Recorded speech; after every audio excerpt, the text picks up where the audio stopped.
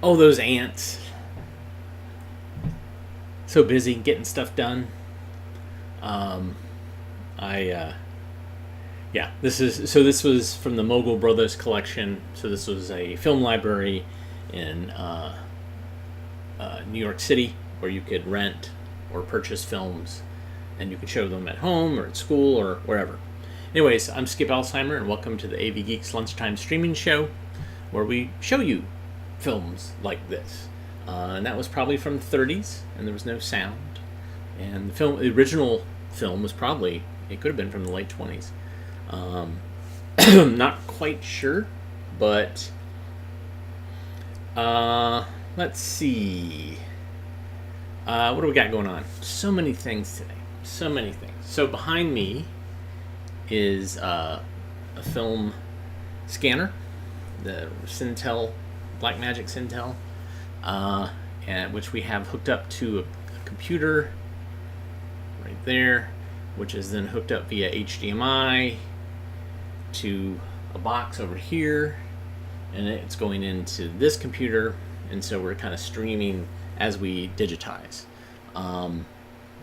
It's kind of wacky, and there's all sorts of problems, but I'm happy that we're able to do it, and it allows us to watch films we haven't seen before. So this next film is called Cashmere, and I want you to notice at the very beginning there is what we call a leader lady, or a sometimes they used to be called China girls or China dolls, but this one's interesting because it's in black and white. So enjoy Cashmere.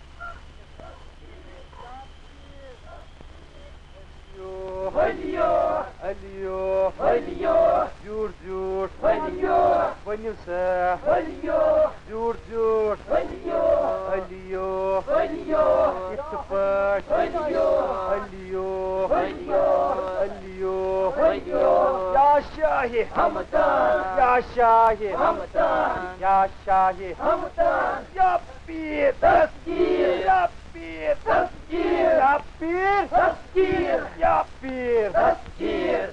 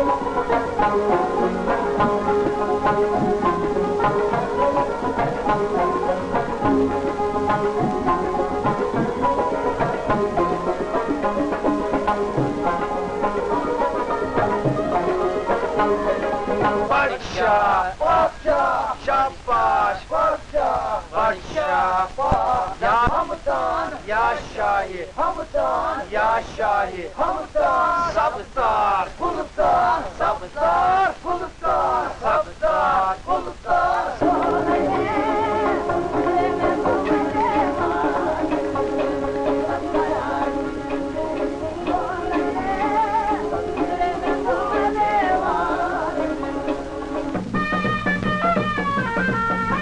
Yapir!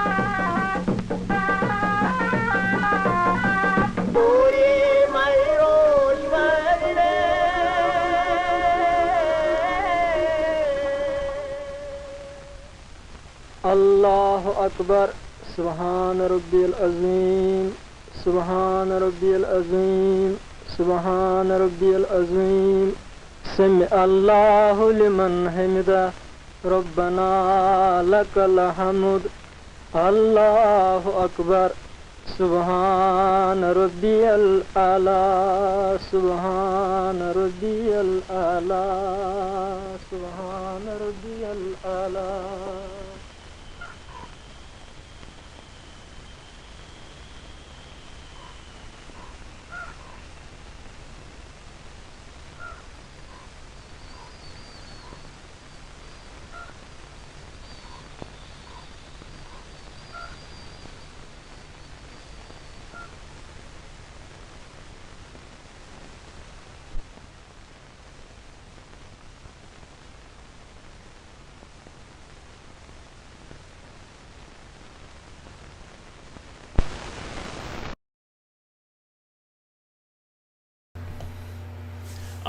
So there's other films made by Arnie Sucksdorf.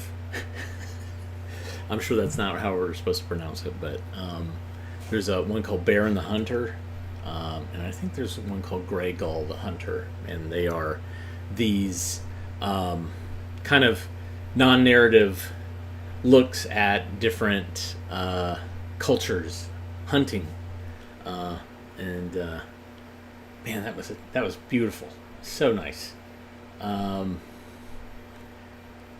Let's wow,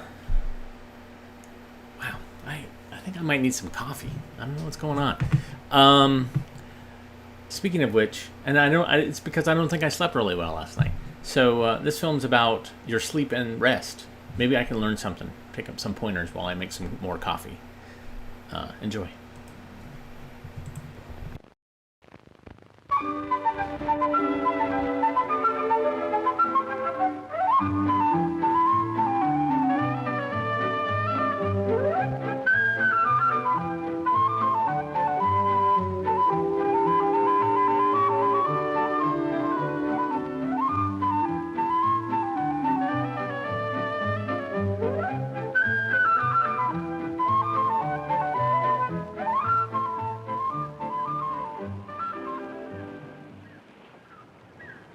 A new campsite and perfect weather for a vacation. After their long drive, Kathy and Rob are ready to explore their new surroundings. They might even ask Dad if he will take them on a hike. But Rob had better do his work first. His camp job is collecting the firewood. Rob is anxious to finish, so there'll be time for the hike. Every camper should know how to light a campfire, and Rob is glad to practice while his father watches. When a fire burns, it uses up fuel and leaves ashes, so Rob will have to add more wood from time to time. How is the energy of a boy like the fuel of a fire? Rob remembers all the things he did today. Even the drive after lunch used some energy, although he was only sitting in the car. Then he helped Dad put up the tent and went exploring with Kathy. This morning, they played in the woods and helped get gas for the boat. He played catch and helped with the dishes and fished and went swimming, and collected the firewood, and made the fire. Now he's glad just to sit and watch the flames licking at the wood. He's tired. What makes you feel tired anyway? What happens when you rest? Where does your energy come from? To know the answers to these questions, you have to understand the changes that go on inside your body all the time. If you could look inside, you would find blood circulating through your body. As it circulates, the blood takes fuel, or food, from your digestive system and oxygen from your respiratory system. Your blood delivers fuel and oxygen to each body cell, giving nerve cells energy to pass on signals, and giving muscle cells energy to move. And all of your body cells need nourishment for growing.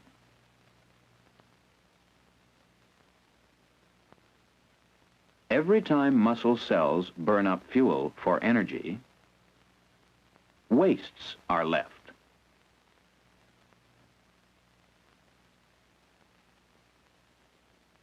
What happens when your cells make wastes faster than your blood can carry them away? You feel tired. What happens to the wastes in your cells when you rest?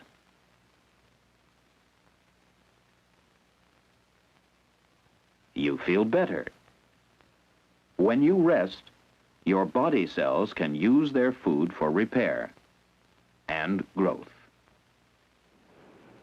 After a long day, it's natural to feel tired. It's natural to feel sleepy at bedtime. But Kathy is too interested in what's going on. Perhaps Kathy forgets how tired she is. But if you don't get enough rest, does your body work properly? Why do children need more sleep than adults? Having a regular time for going to bed is important. Comfortable pajamas, light, warm covers, and plenty of fresh air help you sleep well. When you are sleeping, your lungs breathe more slowly.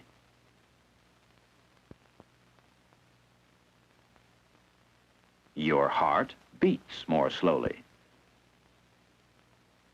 And the blood can carry food to your cells for growth and repair.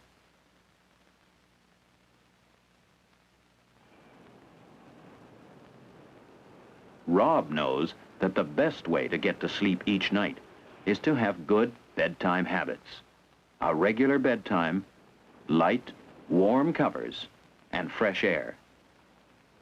How will Rob's rest help his body after such a busy day?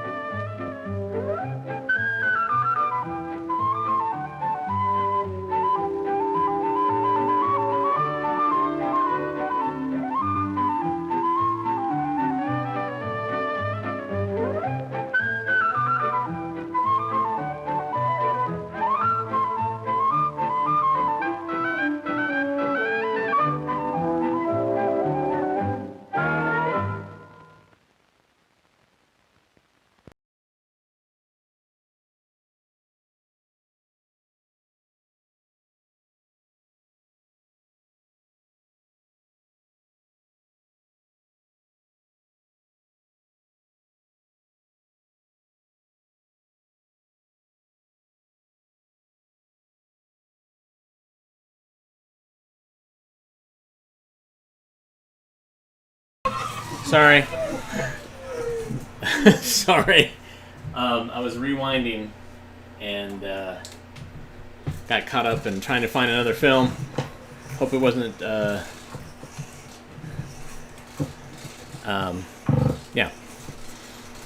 So what I normally do is like I show a film and then go, set up for the next film. And if I'm rewinding something, then I try to rewind it. And that was a short film.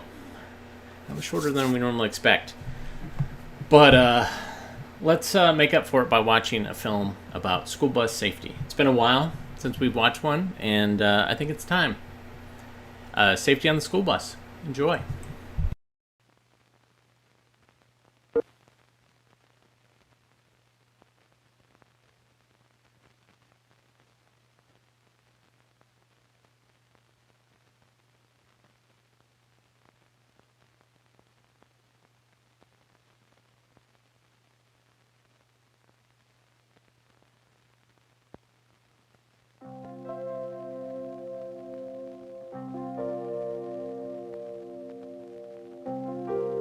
It sure is a beautiful morning. What a wonderful day to be a school bus. I'm glad to see you. My name's Homer. I'm glad you're riding with me today. You'll learn a lot about school bus safety. Did you know I'm designed and built for safety? I have a lot of safety features. I use these arrows to tell people when I'm going to make a turn and in which direction. When I'm slowing down to make a stop, I can flash these warning lights. And when I stop to pick up or let off passengers, I can put out my stop arm and halt all passing traffic. These are things that I use to keep you free from danger or harm. This is another one of my safety features. My driver, Tom. He's part of my safety team. I wouldn't go anywhere without him. Tom is responsible for obeying safety laws, just like you're responsible for obeying safety rules. Every morning, rain or shine, before we leave the bus yard, Tom is required to make a safety inspection. He has a long list of things he has to check. Turn signals, stop arm, horn, lights, emergency door. Everything must be working right. If not, it's in the garage for me until I get fixed. I feel safe with Tom because he's a good driver. Not only does Tom know me inside and out, but he's been specially trained to drive a school bus. Before anyone can be a school bus driver, a law requires them to spend many hours in a classroom learning about me and the rules that keep you and me safe. Then hours more are spent driving a bus on the road in training. A good rule to start your day is to always be on time at your bus stop. That's a rule that Tom and I live by.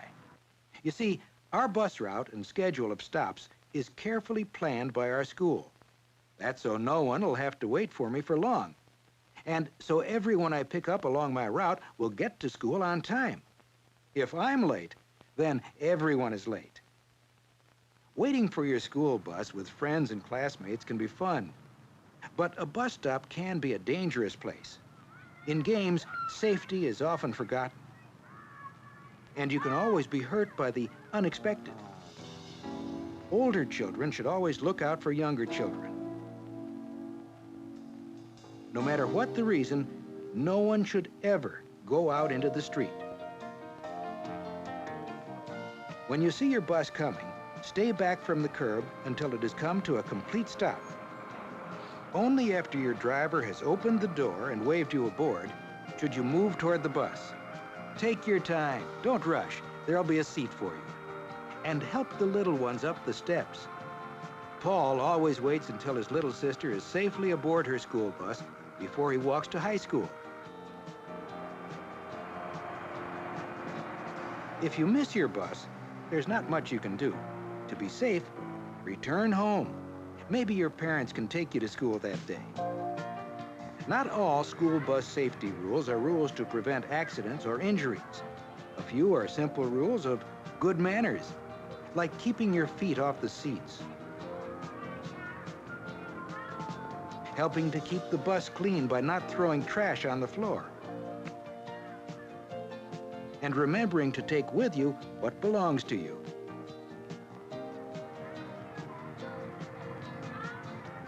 And sometimes there's no rule to obey at all. There's just a sense of responsibility. Like today, on the way to school, when Sally told Tom that one of my lights wasn't flashing. That was thoughtful of Sally. It showed Tom that Sally was thinking safety. Tom wrote that information in his logbook, and before tomorrow morning, he'll have my light fixed. The ride to school or home may not be a long ride. But if it's a safe ride, it's that much more fun. The time can be well spent talking with a friend, singing a song, solving a hard problem, just looking out the window. At school, there's no dilly-dallying about getting off the bus. But having arrived safely, we don't want an accident now.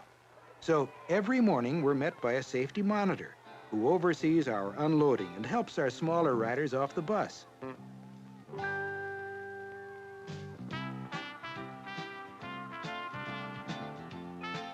As soon as our kids are off, Tom and I usually head back to the yard, but today is a special day. We've been invited to take part in our school bus's emergency evacuation drill. I get to be the classroom, and Tom gets to be the teacher. By law, I have to carry emergency equipment. First aid kit, fire extinguisher, emergency reflectors. Tom and I hope that we never have an emergency, but we do have to be prepared for one. And so do the children and the teachers who ride with us. So our school holds a school bus emergency evacuation drill twice a year. In an emergency, everyone has to stay calm and follow the instructions of the bus driver. Sometimes it's safe to stay on the bus and sit quietly, but sometimes it's important to get out of the bus by using the front door or the emergency door. It takes courage to jump from the bus to the ground. Our evacuation drill teaches our kids that in an emergency, if they had to, they could jump to safety. After school today, Tom is going to review 6 important safety rules. You see, some of our kids are riding with us this year for the very first time. They may not know these rules, while others may have forgotten a rule or two. All they need today is a reminder. A safety rule tells us how to behave, what action we should or should not take to keep us from hurting ourselves or others. This is the way the center aisle of the bus should always look, empty, clear, all the way to the emergency door. You should never leave your books or belongings in the aisle, because that creates a safety hazard. So, Tom's first safety rule is this: keep the aisle of the bus clear at all times. Here's a safety rule that's printed on the wall of the bus. This is called a safe line. This line is as far as it is safe to lower a window. Of course, it's never safe to put your hands or head out of a window or throw anything from the bus. Now here's a simple rule. Don't play with the emergency door. If you have an emergency, you'll be glad no one did. When your bus comes to a railroad crossing, do you know what to do? You should sit quietly and listen for a train. That's what Tom does. He opens the door, looks both ways, and listens for a train. If it's all clear, it's safe to cross the tracks. By doing all that, Tom's obeying a safety law. And by being quiet, you're obeying a safety rule. I'm sure Sylvia will never forget rule number 4, which is to sit quietly so you won't distract the driver. Not after what happened last week. It was just a joke, but in a moment it had gone beyond mere fun. It had become a serious disturbance, one Tom could not ignore. He wisely pulled to the curb and stopped the bus.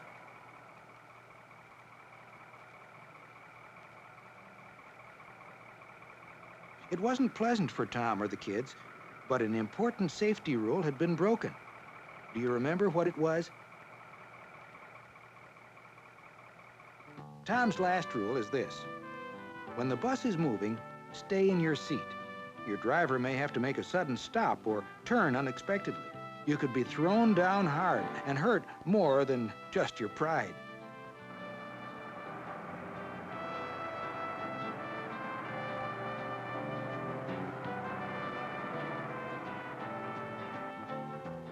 Safety rules are designed to fit a given situation. Just up ahead, some of my kids have to cross a busy street to get home. There's no single safety rule for that, but rather a series of small rules, safety steps, if you like, that add up to a safe crossing. Here's what you should do to cross a street safely. When your bus is stopped, get off and stay to the right. Walk to a point at least 10 feet in front of the bus and back from the curb. That way you can see the traffic in both directions. Now, wait. Wait until your driver signals that the traffic has stopped and it's clear for you to cross. Then cross the road promptly. You'll be home safe.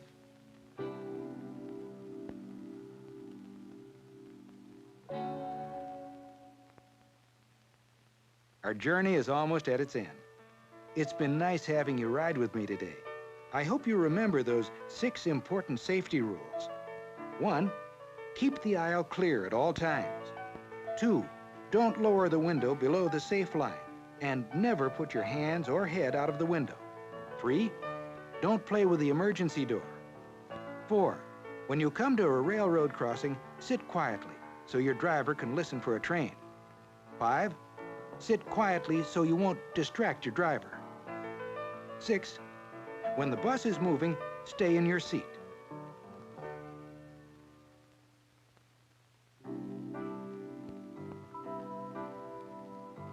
Now that you've learned these safety rules, does that keep you safe? No. Just knowing the safety rules doesn't keep you safe. Remember, safety is a way of thinking and acting. By learning these safety rules, you've learned to think about safety. But to act safely, you've got to obey these rules. It's obeying these rules.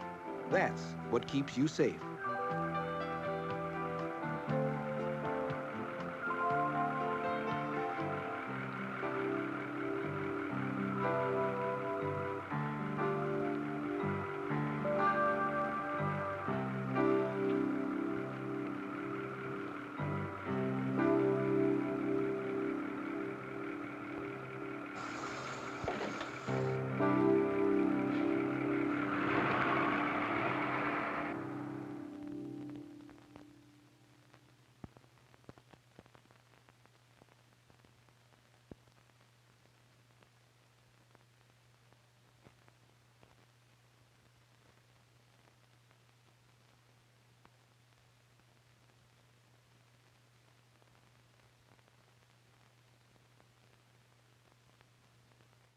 So, yeah, I didn't get my license until after high school. So I rode the school bus almost every day of my elementary and high school career. And I would basically do homework on the bus. And so I wasn't involved in shenanigans. Although I witnessed so many shenanigans, so many violations of what we just saw. It was outrageous. So that takes me back. So on the scanner behind me, I have a film, and we talk a lot about magic powders. We talk about powders that have magical properties. Cocaine, sugar, what else? What are some other powders? Write in the comments. So this one is, I'm not going to give you the entire title. It's the magic powder called ... So let's find out together. Enjoy.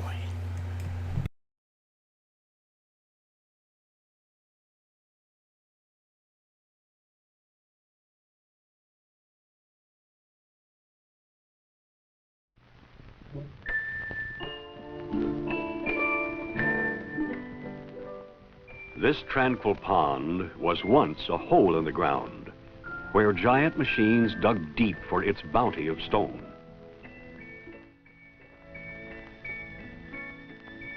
Okay.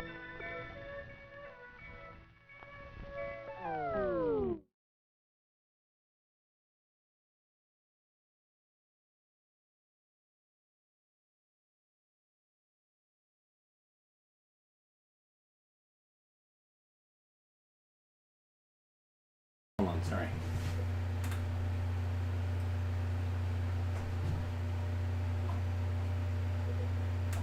Rewind it.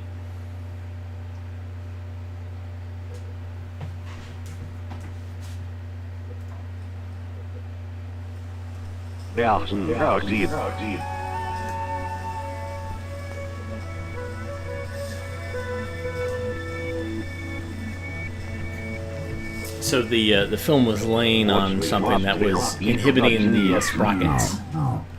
So let's go a little back a little further. It's live, baby. It's live.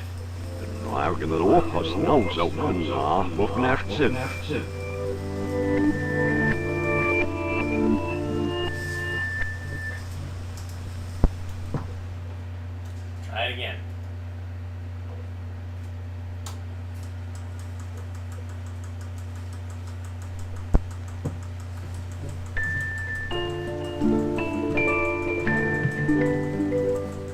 This tranquil pond was once a hole in the ground where giant machines dug deep for its bounty of stone.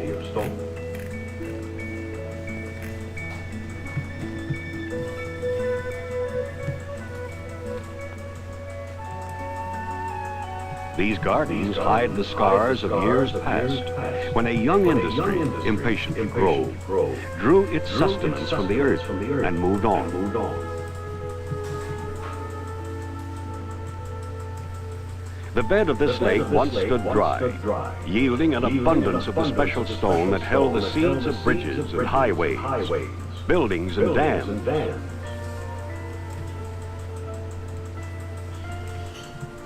Once they were quarries, which supplied the raw materials of Portland cement. Now, their treasures depleted, they have been returned to nature as part of a nationwide movement by the cement industry to reclaim and preserve our natural resources. Wooded tracts are set aside for public parks.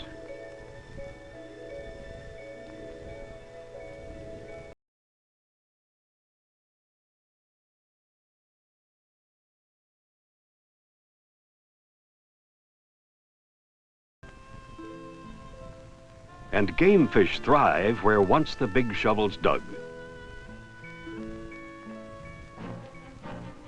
And dig they must, for under the soil lie the rich deposits of limestone and marl, clay, sand, shale, and slate that are the primary material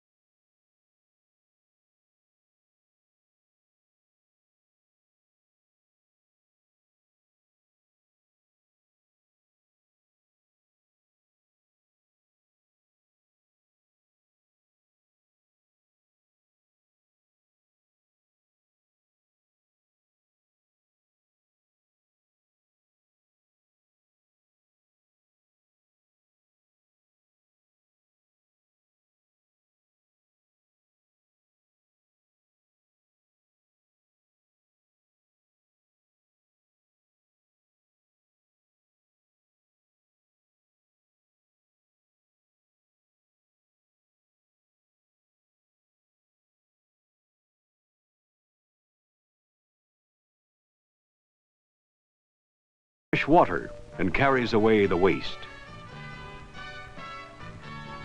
It waters the crops,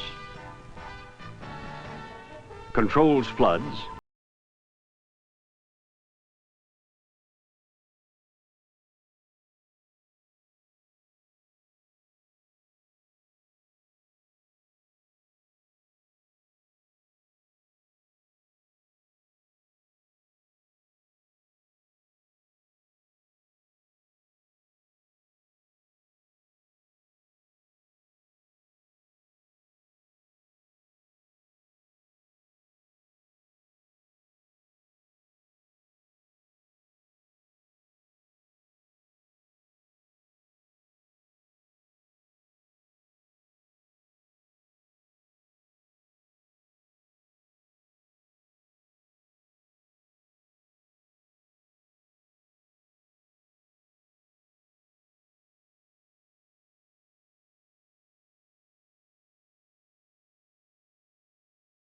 whatever their final shape, all of these familiar objects started out as a mixture of a few simple, inexpensive materials: sand, crushed rock, and water, plus Portland cement, a man-made product.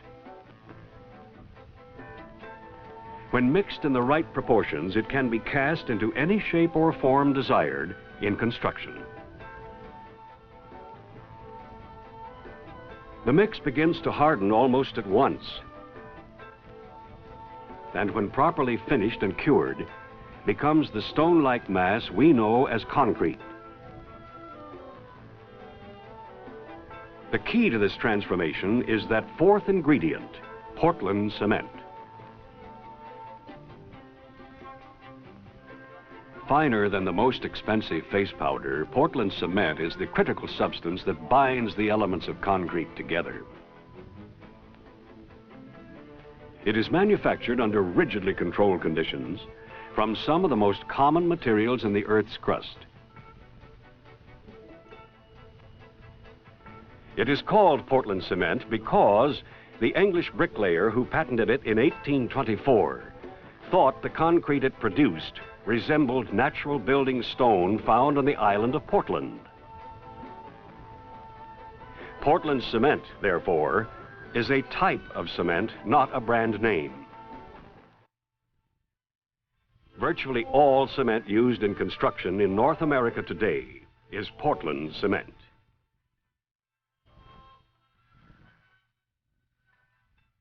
In a concrete mix composed of large and small aggregates, water and Portland cement, the remarkable binding power of cement is released when it reacts chemically with the water in a process called hydration.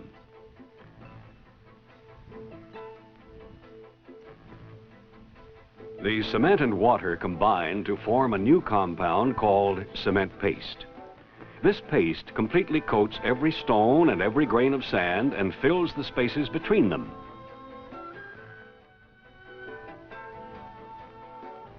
Within the paste, the union of water and cement particles creates new compounds which grow together and strongly interlock. These new substances, known collectively as hydrated cement, adhere to the surfaces of the sand grains and stones and fill the space originally occupied by the water.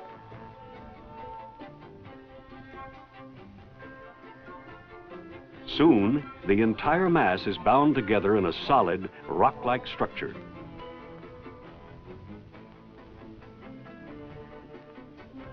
So strong is the binding power of hydrated cement that concrete specimens tested in a compression machine break right through the rocks, not around them.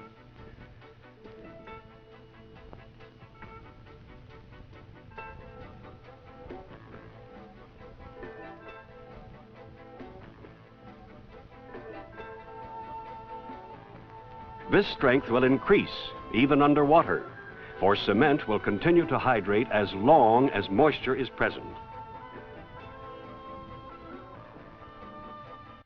Strength,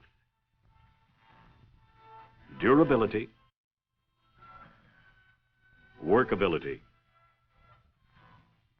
These and other distinctive qualities of concrete are due to the nature of Portland cement and its extremely fine structure. It is in the manufacturing process where coarse and common materials are reduced to a microscopic powder that these properties are real.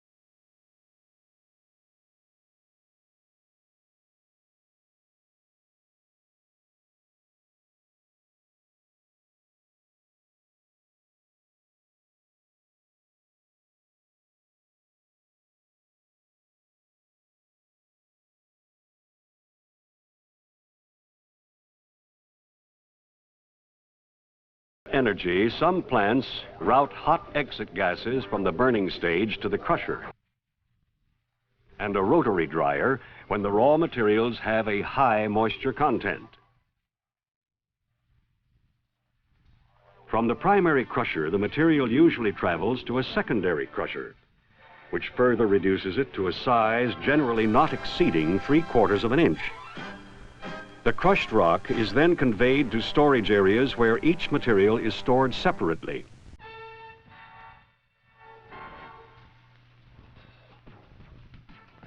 In the plant laboratory, the raw materials are analyzed to determine the right combination of limestone, shale, clay, iron, or other materials needed to produce Portland cement. They are automatically proportioned, blended, and conveyed to storage for the next critical stage of manufacture, which is raw grinding, or preparation of the materials for burning. In the massive grinding mills, the raw material is pulverized to a fine powder. This model of a roller mill shows how heavy wheel-type rollers crush the materials against a rotating table. Hot gases from the kiln or clinker cooler sweep the fine particles out of a top discharge port to a dust collector or storage silo. Raw grinding can also be done in rotating ball and tube mills. Thousands of steel balls carried up the wall of the cylindrical mill tumble back onto the material and crush it to the fineness needed for the burning process, as this model demonstrates. We have been following the raw materials through the dry process method of preparation. They now enter a long rotary kiln for the conversion by fire to new mineral compounds. Cement plants use the dry process when the available raw materials have a low moisture content or other characteristics which favor dry processing. Some plants use a semi-dry process in which the raw mix is fed into a large rotating pan where water is added. The mixture forms into small, dust-free pellets, which pass through a preheater before entering the kiln. Where raw materials have a high moisture content, cement plants generally use the wet process. Here, water is added to the materials at the grinding mills, producing a creamy mixture called slurry. After grinding, the slurry is sampled and pumped into blending and storage tanks.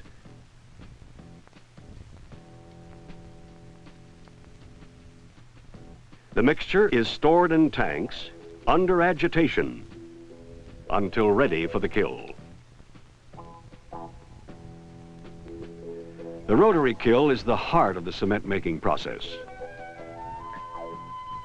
A long, sloping steel furnace lined with fire brick and with a burner at the lower end.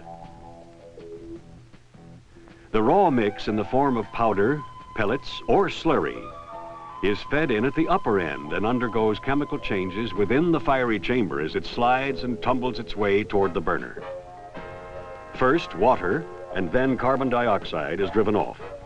In the hottest zone, calcium silicates, aluminates, and other compounds are formed that give Portland cement its binding ability and strength. In the hottest stages, the materials can reach a temperature of more than 2,700 degrees Fahrenheit or 1,400 degrees Celsius. When the heated material emerges from the kiln in the form of red-hot, marble-sized, glass-hard balls, it is a new product called clinker. To save energy, a number of plants are now preheating the raw mix before it enters the kiln.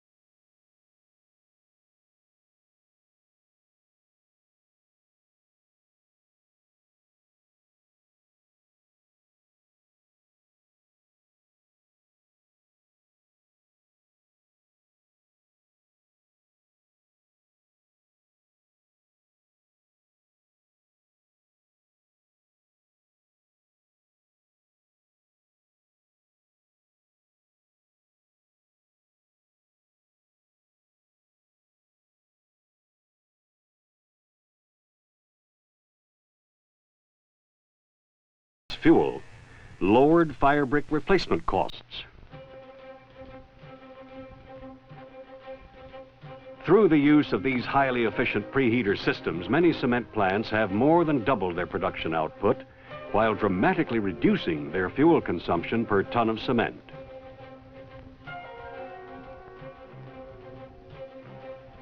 The cement industry is converting almost totally to coal as the principal kill fuel to further conserve natural gas and oil supplies.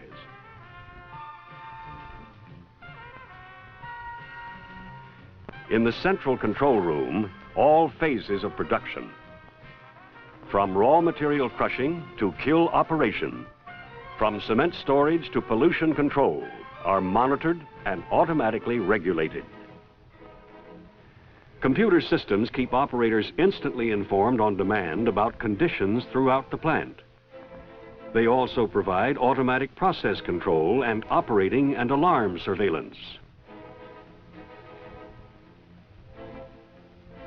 After the clinker leaves the kiln, it may pass through a long cooling chamber where big fans force cool air through the hot clinker as it is carried along on a traveling grate.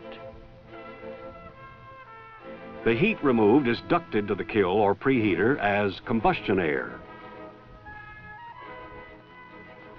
Or the cooler may be the planetary or satellite type, where the red-hot clinker falls into tubes mounted symmetrically on the kiln shell. Cooling air enters through holes in the tubes, picks up heat from the clinker, and then is 100% utilized as combustion air. Pollution control devices in the form of electrostatic precipitators, batteries of fabric bag filters, or gravel beds remove particulates from exit gases before they enter the atmosphere. They are found throughout the plant, wherever air pollution might occur. This strict control of emissions enables the cement plants to maintain high air quality standards. After the clinker is cooled, it may be removed to storage, shipped elsewhere for grinding, or passed directly to the final stage of cement making, finish grinding. Before final grinding, a small amount of gypsum is added to the clinker. The gypsum controls the setting and strength development properties of the cement. Here in the finished grinding mills, the clinker is ground to a superfine powder composed of micron-sized particles, as small as 1/25,000th of an inch in diameter.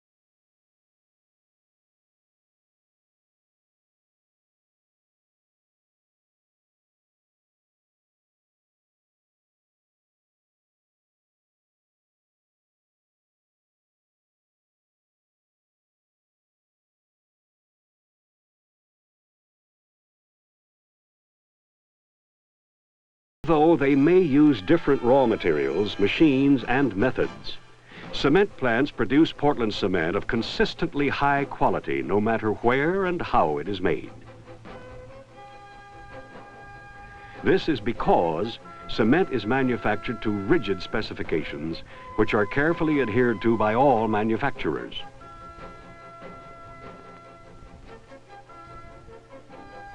The great majority of Canadian and American cement companies are members of the Portland Cement Association, established in 1916 as a non-profit, member-supported organization to improve the quality of cement and extend its uses. At its headquarters in Skokie, Illinois, a suburb of Chicago, the association operates one of the largest and most modern research and development centers in the world, devoted to cement and concrete.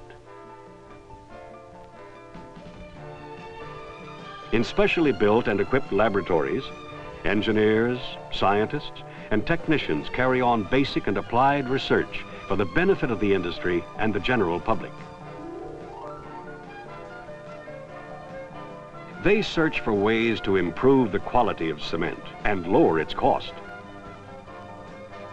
to more efficiently control industrial pollution, and to reduce the amount of fossil fuel and electric power consumed by the industry.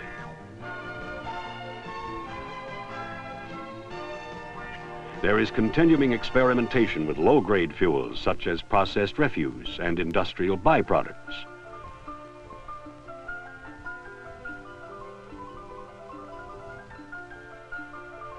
Much time is spent on contract research projects for clients in private industry and government. These have included investigations of the seismic designs of buildings, long-span bridge designs, concrete railroad ties, and the fire resistance of concrete structures. The insulating properties of concrete, which conserve energy by reducing heat loss, have also been widely studied. The Cement and Concrete Center is also a clearinghouse for the latest technical information on Portland cement and concrete. Engineers, writers, editors, artists, photographers, draftsmen, and computer specialists translate technical information into bulletins, manuals, data sheets, audio-visual aids, and computer programs for public use. A wide range of professional training programs for allied industries is available, as well as government-supported vocational programs to train workers for the construction trades. The association also plans and coordinates cement plant safety programs.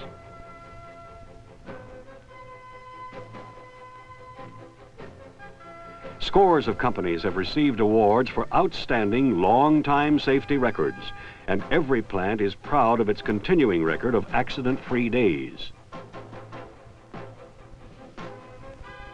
And finally, the association maintains field engineers throughout the United States and Canada who work with architects, consulting engineers, contractors, and public officials on problems involving the use of cement and concrete in construction.